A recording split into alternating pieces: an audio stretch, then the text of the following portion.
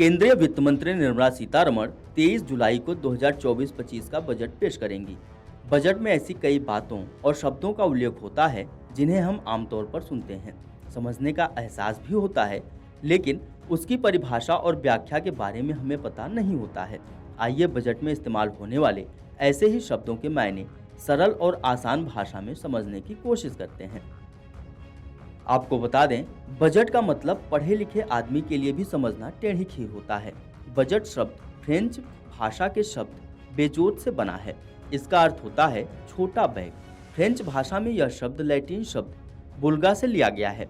इसका अर्थ है चमड़े का थैला। प्राचीन समय में बड़े व्यापारी अपने सारे मौद्रिक दस्तावेज एक थैले में रखते थे।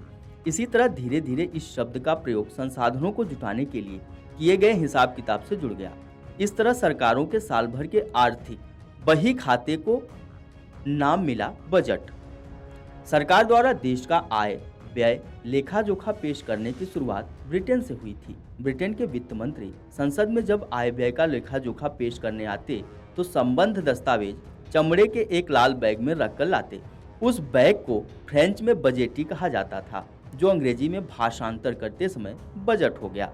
राजकोषीय घाटा। सरकार की कुल आय और व्यय में अंतर को आर्थिक शब्दावली में राजकोषीय घाटा कहा जाता है।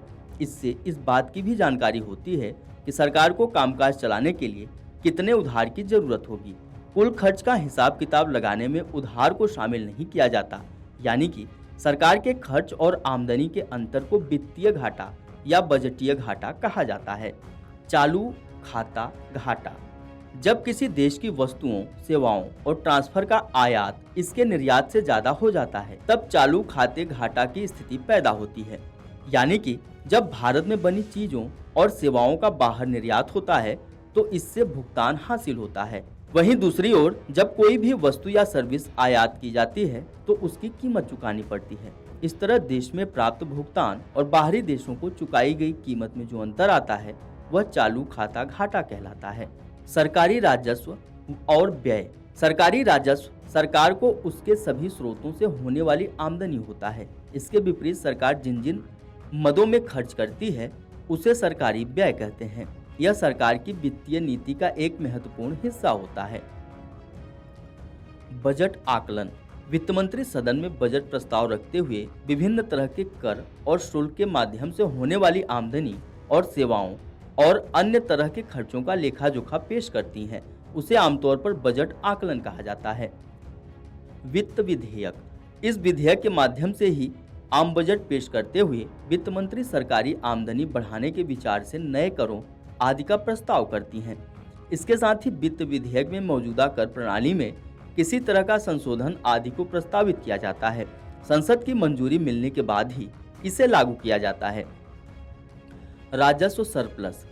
यदि राजस्व प्राप्तियां राजस्व खर्च से अधिक हैं तो यह अंतर राजस्व सरप्लस की श्रेणी में होगा। विनिमय योग।